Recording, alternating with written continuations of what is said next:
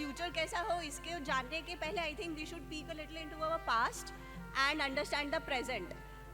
जब हमने ये कार्य शुरू किया था तो हमारा सपना था साक्षर वनवासी ग्रामीण समाज। That was 1989।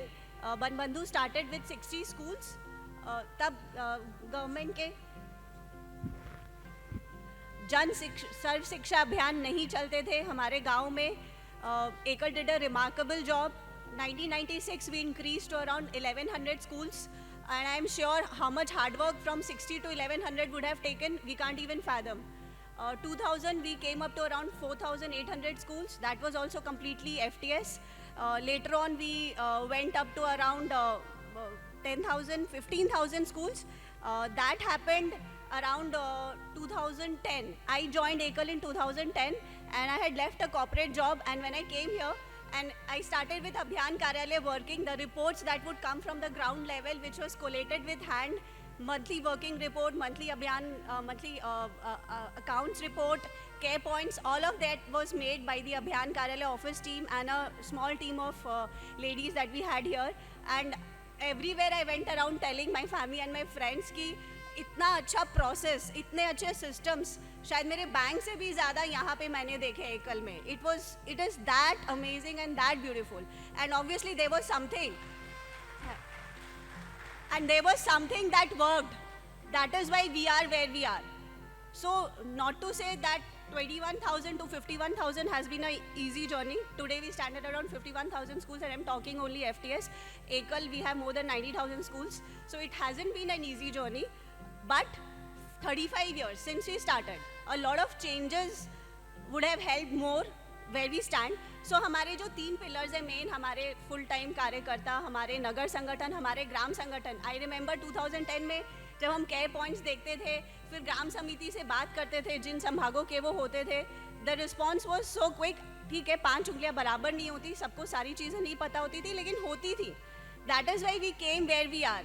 एंड तब ना टेक्नोलॉजी था, एंड हम तो यही सोच के दंग रह जाते कि इन्होंने 60 से 1100 से 4800 कैसे किया होगा। कुछ भी नहीं था तब।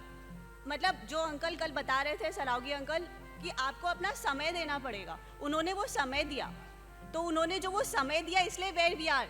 Only resources can help only to an extent, beyond that is the time that we give.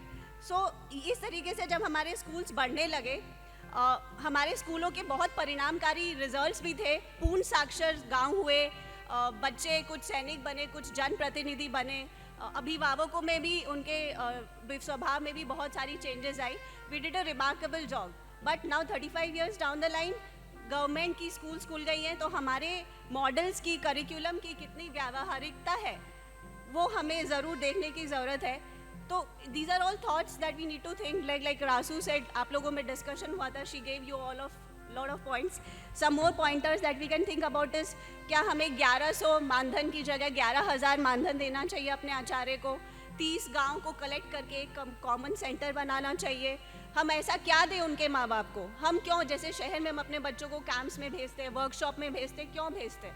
Because we find that if we send them, maybe they learn something more, they add value. तो हम ऐसा क्या दे रहे हैं? हम अपने ग्राम के अभिभावकों को ऐसा क्या दे रहे हैं कि वो अपने बच्चों को हमारे यहाँ भेजेंगे? क्यों भेजेंगे? ABCD पढ़ने, योगा सीखने, पेट्रियोटिक सॉन्ग सीखने, हम क्या कर रहे हैं? हम आचार्य को क्या कर रहे हैं?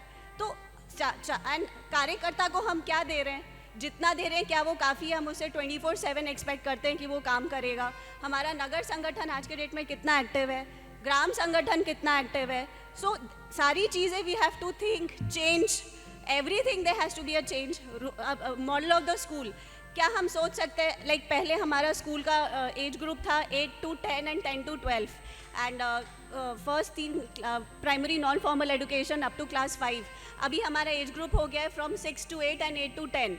सो अभी can we think of parallelly running 4 age groups, maybe 3 to 6, 6 to 9, 9 to 12, 12 to 15, और उन्हें अलग अलग विषयों पे क्या हम ऐसा कुछ कर सकते हैं? और differently trend acharyas for them, ऐसा कुछ कर सकते हैं। 3 to 6 जैसे कल रघुनंदन जी बोल रहे थे, pre school education will become mandatory, तो उनके लिए वहाँ पे वी वर्क फॉर 3 to 6 के बच्चे।